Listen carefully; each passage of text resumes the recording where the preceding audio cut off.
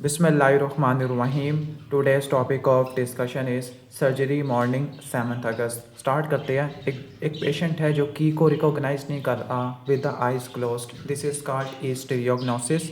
जो stereognosis this is a function of secondary somatosensory area, specifically somatosensory association area. बस यहाँ पे आपने सेंसरी एरिया को रिकॉग्नाइज करना है जिसका ब्रॉडबैंड नंबर 321 होता है। This is primary somatosensory cortex. इसके बाद है जो कीमो रिसेप्टर्स होते हैं जो सेंट्रल और पेरिफेरल होते हैं, वो किस चीज़ को डिटेक्ट करते हैं। अब सेंट्रल का स्टिमुलस डिफरेंट है, पेरिफेरल का डिफरेंट है। जो सेंट्रल वाले होते हैं, नंबर 1 ये CSF के अंदर प्रोटॉन्स को देखते हैं। Number 2 increase partial pressure of carbon dioxide. Number 3 decrease PO2, यानी ये मेनली pH को और कार्बन डाइऑक्साइड को देखते हैं। जबकि peripheral chemo receptors mainly hypoxia को रिकॉग्नाइज करते हैं। 10 ईयर ओल्ड चाइल्ड जिसका लंप है फोरहेड पर, उसको मैस को एक्सरसाइज किया गया तो पता लगा उसमें अनास्टोमोसिस है वेसल्स का और single layer of endothelium. This is the benign tumour of capillaries which is capillary haemangioma. Clear. 45 year old man को टोसिस, मियोसिस और एनहाइड्रोसिस है। This is the definition of Horner syndrome. और Horner syndrome में cervical sympathetic chain damage होती है। तो जब cervical sympathetic chain damage होती है तो पेशेंट को टोसिस, मियोसिस एनहाइड्रोसिस होती है। अगर पेशेंट को टोसिस है, वो मिट्रियासिस है, तो ओकुलोमोटर नर्व की पाल्सी है, थर्ड नर्व की पाल्सी है। अगर टोसिस है और प्यूपिल कॉन्स्ट्रिक्टेड है तो ये हॉर्नर सिंड्रोम है। और अगर टोसिस है, प्यूपिल्स नॉर्मल है, तो वो माइस्थीनिया ग्रेविस में होता है। 17 ईयर ओल्ड गर्ल को 3 वीक हिस्ट्री है हॉरिजॉन्टल डिप्लोपिया की on the right lateral gauge. एक बात रट्टा मारना, हॉरिजॉन्टल डिप्लोपिया लैटरल डायरेक्शन में तो आपने एब्ड्यूसन नर्व की तरफ जाना है, और वर्टिकल डिप्लोपिया तो ट्रोक्लियर नर्व है। और अगर हॉरिजॉन्टल और वर्टिकल डिप्लोपिया दोनों है तो ओकुलोमोटर नर्व है। तो best answer is abducens nerve, specifically right side की एब्ड्यूसन नर्व। एल्डरली पेशेंट को squamous cell cancer of penis है। इसके बहुत सारे रिस्क फैक्टर्स होते हैं लेकिन यहाँ पर जो इंपॉर्टेंट रिस्क फैक्टर है वो फीमोसिस है। देखो, ह्यूमन पैपिलोमा वायरस भी हो सकता है लेकिन वो स्पेसिफाई करेगा 16, 18, 31, 33, 45। Nail on would fall down on the labourer. क्या फजूल लैंग्वेज है क्वेश्चन की। क्लियर। बस ये फर्स्ट और सेकंड मेटाटार्सल बोन के दरमियान उसका कोई कील वगैरह या लकड़ी वगैरह चुभ गई है तो फर्स्ट और सेकंड मेटाटार्सल बोन के दरमियान डोर्सालिस पीटस आर्टरी होती है, जबकि पोस्टीरियर टिबियल आर्टरी पीछे पड़ी हुई होती है मीडियल मेलियोलस के। अब patient present with right groin swelling, important है। अगर ग्रोइन के स्वेलिंग प्यूबिक टू वर्कल से इन्फीरोलैटरल है तो वो फेमरल हर्निया होता है, और अगर ये सुपीरोमीडियल होती तो मैं जाता इंग्वाइनल हर्निया की तरफ। और हैसलबैक ट्राइंगल में से डायरेक्ट हर्निया पास होता है which is medial to the inferior epigastric vessels. During surgical exploration तो आपने हर्निया सैक को ओपन कर लिया। रट्टा मारना, जो एब्डोमेन की सबसे पहली लेयर होती है वो स्किन होती है, लेकिन जब आप एब्डोमेन में घुस गए हो, हर्निया सैक तक पहुंच गए हो, तो जो लास्ट लेयर आपने इनकाउंटर करनी है वो है फेशियल ट्रांसवर्सैलिस। इसके बाद एक स्टैब बोर्ड इंजरी है, 6th इंटरकोस्टल स्पेस की राइट साइड पर इंजरी पड़ी हुई है। अभी इंपॉर्टेंट कीवर्ड है क्योंकि अगर वो 6th इंटरकोस्टल स्पेस की बात करें तो आपने IVC की तरफ जाना है, और अगर 6th कोस्टल कार्टिलेज की बात करें तो आपने राइट एट्रियम की तरफ जाना है। I know it doesn't make sense. Barrett oesophagus के अंदर इसोफेगस में क्या होता है, आपको इंटेस्टिनल मेटाप्लेजिया देखने को मिलता है कि इसोफेगस की epithelium stratified squamous non cornified से इंटेस्टिनल एपिथेलियम में कन्वर्ट हो जाती है। एक पेशेंट को पेप्टिक अल्सर है और उसका एपिगैस्ट्रिक पेन है, ये रट्टा मारना। अगर पेप्टिक अल्सर का पेन है तो वो जाएगा ग्रेटर सबक्लैंक्टिक नर्व से, लेकिन अगर पेरिटोनियम इरिटेट हो गया तो लोअर इंटरकोस्टल नर्व। ठीक हो गया। जैसे इस क्वेश्चन के अंदर पेशेंट का पेप्टिक अल्सर डिजीज परफोरेट हो चुका है, पैरोटिनाइटिस हुआ है, पेरिटोनियम की इरिटेशन से लोअर इंटरकोस्टल नर्व स्टिमुलेट होती है, जबकि स्टोमक का पेन फोरगेट से जाता है, ग्रेटर सबक्लैंक्टिक नर्व से जाता है। Next is posterior wall of stomach perforate हो गया है, तो कंटेंट कहाँ जाएंगे, स्टोमक से पीछे और पेनक्रियास के आगे लेज़र सैक या मेंटल बर्सा पड़ा हुआ होता है। तो अगर पोस्टीरियर डोडिनल अल्सर की बात करें या पेनक्रियास की बात करें तो फ्लूइड जाएगा लेज़र सैक के अंदर। क्लियर। ठीक हो गया। और अगर एंटीरियर डोडिनल अल्सर मतलब डोडिनम से आगे वाला अगर वाल रप्चर हुई है तो फ्लूइड कहाँ जाएगा, अगर सुपाइन पोजीशन है तो कहने का मतलब है कहाँ जाएगा, right posterior subphrenic space में। लेकिन अगर इरेक्ट है तो best answer is right paracolic gutter greater than right iliac fossa.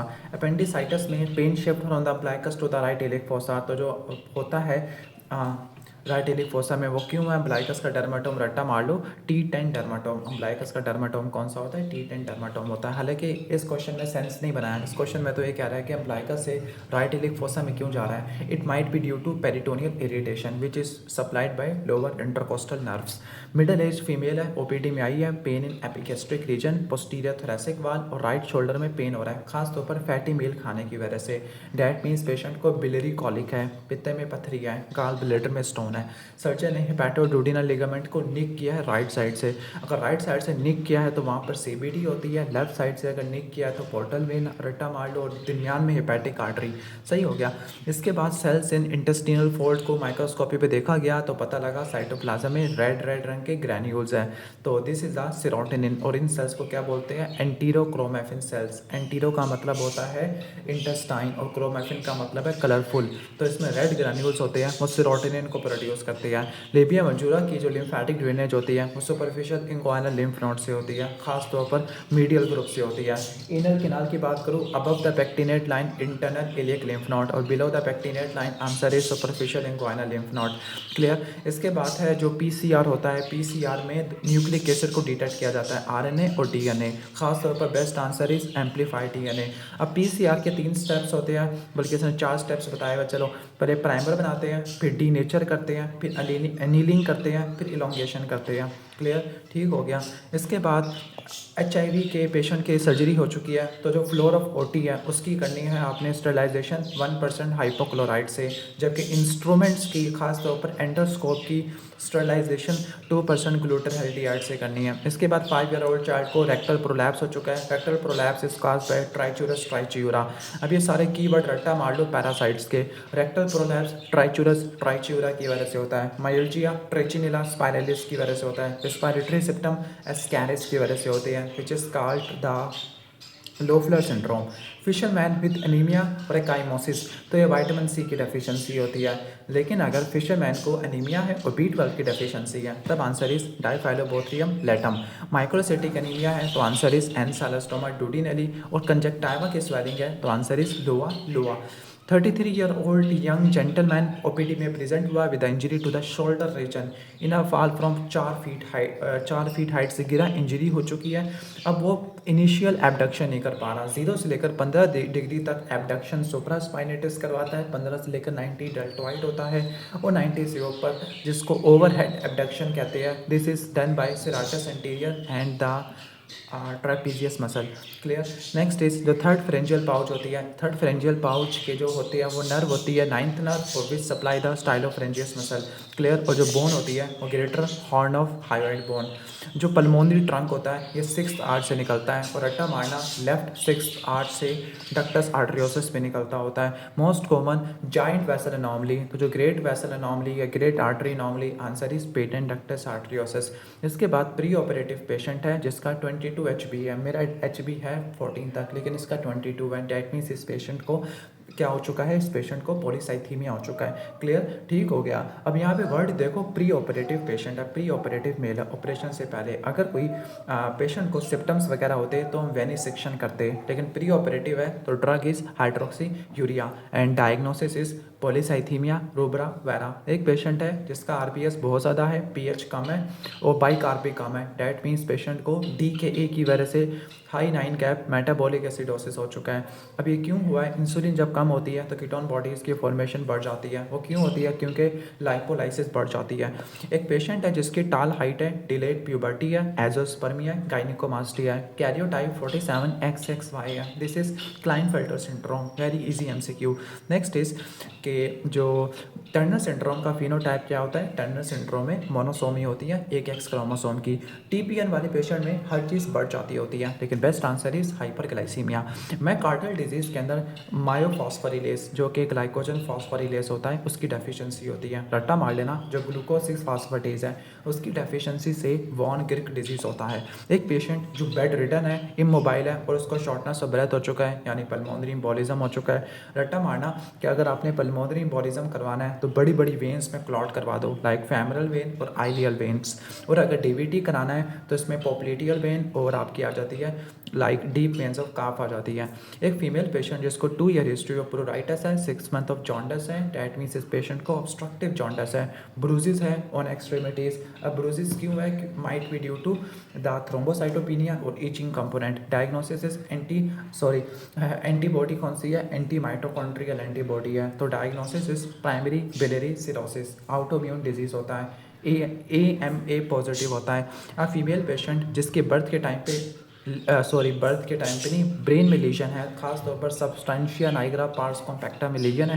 Patient को resting tremor, stooped posture, shuffling gait, expressionless face है, यानी पार्किंसन डिजीज़ है, जिसमें सबस्टेंशिया नाइग्रा की लीजन देखने को मिलती है। अब पेशेंट जिसको फीवर है, नेक पेन है और रैश है। देखो फीवर और नेक पेन पढ़ के लगा कि ये क्या होगा? मेनिंजाइटिस होगा। और रैश है तो रैश होता है नाइजीरिया मेनिंजाइटिस में, जो कि ग्राम नेगेटिव डिप्लोकोकाई है। और CSF की फाइंडिंग भी यही बता रही है कि ये पायोजेनिक मेनिंजाइटिस है।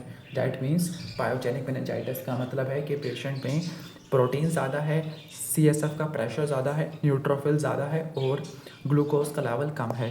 25 year old man present with complain of post prandial blotting and abdominal cramping. Clear? यानी पेशेंट को कोई मैलअब्जॉर्प्शन सिंड्रोम है और patient full smelling stool pass कर रहा है। दैट मीन्स पेशेंट को स्टीटोरिया है। क्लियर? ठीक हो गया। एक बात रट्टा मारना कि जब भी आपने मैलअब्जॉर्प्शन का कराना है तो आपने stool detailed and routine examination करवाना होता है। लेकिन अगर इन्फेक्शन हो, what are the signs of infection? Patient will present with fever, tachycardia, tachypnoea and bloody stool. तो आपने स्टूल क्या कराना है? Culture sensitivity. अगर मैल अब्जॉर्प्शन है तो stool DR, detail and routine examination. Plasma cells कहाँ से प्रोड्यूस होते हैं? B सेल से प्रोड्यूस होते हैं। ग्रेडिंग के अंदर आपने 3 चीज़ें नोट करनी है, न्यूक्लियर डिफ्रेंसिएशन या डिग्री ऑफ सेलुलर डिफ्रेंसिएशन या माइटोसिस, जबकि स्टेजिंग के अंदर कितना ट्यूमर स्प्रेड हुआ है और लिम्फ नोड की इन्वॉल्वमेंट किया है। अब डिफरेंट तरह के शॉक के लिए डिफरेंट ड्रग ऑफ चॉइस है। लाइक कार्डियोजेनिक शॉक के लिए drug of choice dopamine, dobutamine. Anaphylactic shock के लिए एपिनेफ्रिन।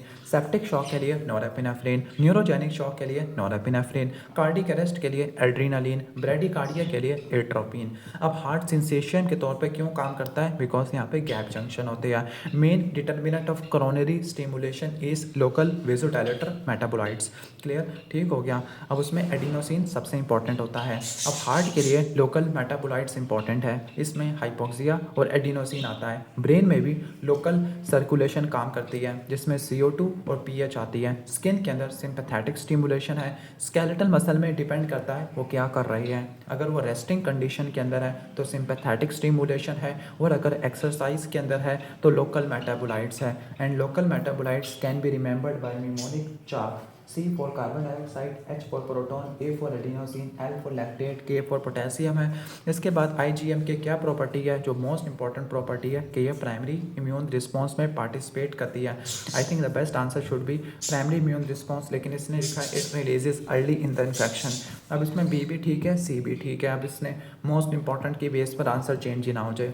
क्लियर? इसके बाद एक पेशेंट को अपेंडिसाइटिस है। अपेंडिसाइटिस में सुपोरेटिव या पायोजेनिक इन्फ्लेमेशन देखने को मिलती है, जिसमें पस बन जाती है। अब जो हाइलिन कार्टिलेज है, हाइलिन को हाइलिन इसलिए कहते हैं because it is clear transparent, because इसमें गैग्स होते हैं। हाइलो यूरेनिक एसिड होता है। ग्लूकोकाइनेस का साइट ऑफ एक्शन क्या है? ग्लूकोकाइनेस 2 जगह पे काम करता है। क्लियर? एक तो आपका हिपैटोसाइट होते हैं, दूसरा बीटा सेल्स ऑफ पेनक्रियास होते हैं। और रट्टा मारना, इसके इसकी KM और Vmax वैल्यू दोनों ज़्यादा होती है। Which are the following genetic element जो कि एक जगह से दूसरी जगह पे मूव करते हैं? तो वो ट्रांसपोजोन्स होते हैं। Clear?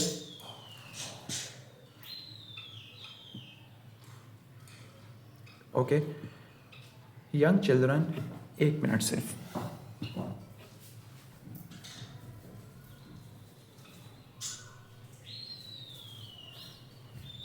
Okay, sorry for interruption. Young children जो अर्ली एडोलेसेंट है, प्रोमिनेंट फोरहेड है। अब देखो अर्ली एडोलेसेंट यानी इसमें प्रिकॉशियस प्यूबर्टी हो गई है। इवर्टेड लुकिंग ईयर है, लॉन्ग मैंडिबल है, हाइपरगोनेडिज्म है, मैक्रो ऑर्काइडिज्म है। This is the diagnosis of fragile egg syndrome and this is the most common inherited cause of intellectual disability. Clear? 58 year old patient जो कि MI के बाद फ़ौरन उसकी डेथ हो चुकी है। क्लियर? अभी अब नोट करना कि वो 3rd डे पे इसके टॉप से की है। 1 से लेकर 3 दिन के अंदर न्यूट्रोफिल होते हैं और 3 दिन से लेकर 7 दिन के अंदर मैक्रोफेजेस देखने को मिलती है। तो आपको नेक्रोसिस, न्यूट्रोफिल्स और कुछ आपको मैक्रोफेजेस भी देखने को मिल सकते हैं। एक ऐसा लिम्फाइट ऑर्गन जिसमें इयोसिनोफिल्स और बेसोफिल्स इसके लैमिना में है। Which of the following is being described, इसका आंसर कोई भी नहीं बनता, ना ये वाइट पल्प है ना ये कुछ भी नहीं बनता इसका आंसर। इसने थाइमस बताया हुआ है विच एब्सोल्युटली मेक्स नो सेंस कि थाइमस के अंदर ग्रैन्युलोसाइट्स कहाँ से आ गए।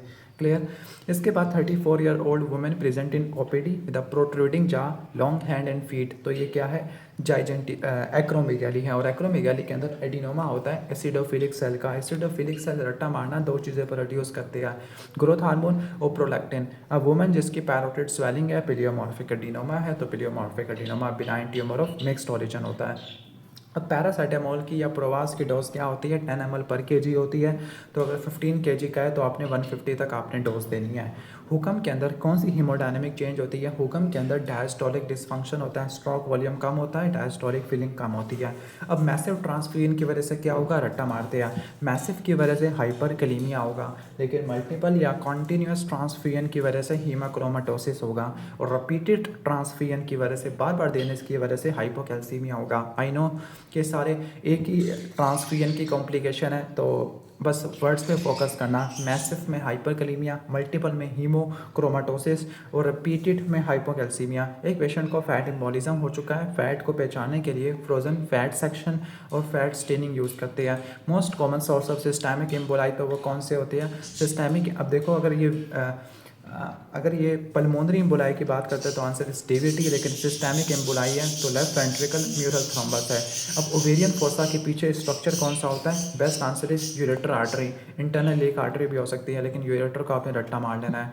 अब ओवेरियन फोसा ये वो स्ट्रक्चर है जहाँ पे ओवरी होता है। अब इसके सुपीरियरली एक्सटर्नल इलियक वेन और आर्टरी होती है, anteriorly broad ligament of uterus होता है, आगे पीछे यूरेटर और इंटरनल इलियक वैसल्स और नीचे ऑब्चुलेटर वैसल्स होती है।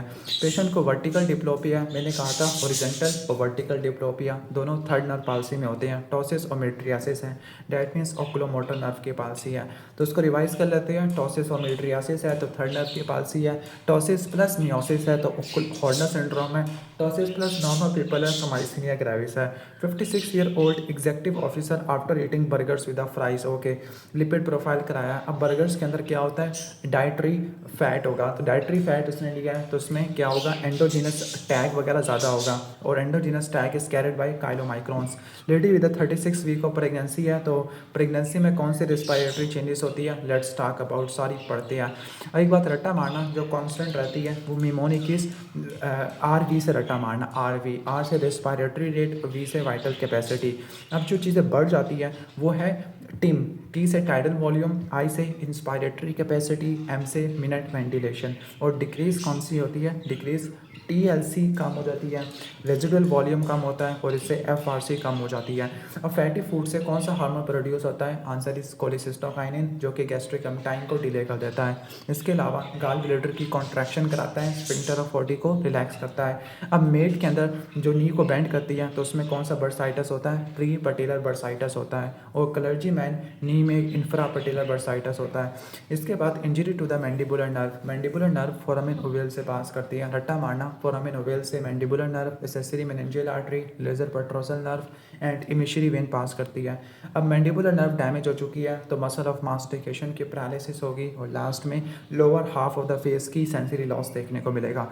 RTA के बाद पेशेंट अंडरस्टैंड नहीं कर पा रहा, डेट मीन्स पेशेंट को सेंसरी एफेजिया जिसको वर्निकीज एफेजिया कहते हैं। Let's talk about all aphasia. तो जो ब्रोकास एफेजिया मोटर एफेजिया होता है, इसमें बंदा सही से बोल नहीं पाता, नॉन फ्लुएंट होता है। ब्रोकास एरिया 44-45 होता है, इंफीरियर फ्रंटल गायरस में होता है।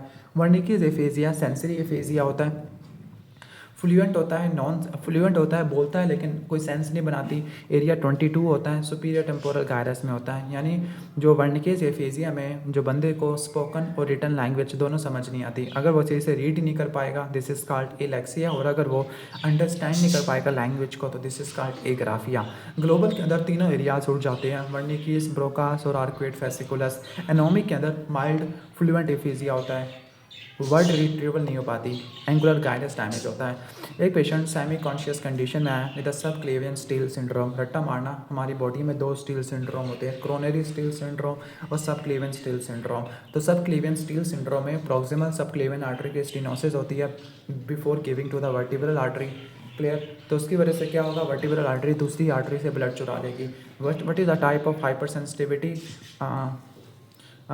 Of post streptococcal. तो PSGN में टाइप 3 हाइपर सेंसिटिविटी होती है जिसमें इम्यून कॉम्प्लेक्स बनते होते हैं। सूडोमोनास के केस में फीवर TNF अल्फा से होगा। अगर सिंपल फीवर की बात करें तो वो इंटरल्यूकिन 1 और इंटरल्यूकिन 6 से होता है, लेकिन सूडोमोनास के केस में जो फीवर होता है वो TNF अल्फा की वजह से होता है। Anterior dislocation of femur, that means tibia पीछे की तरफ चली गई है और that means posterior cruciate ligament damage हो चुका है।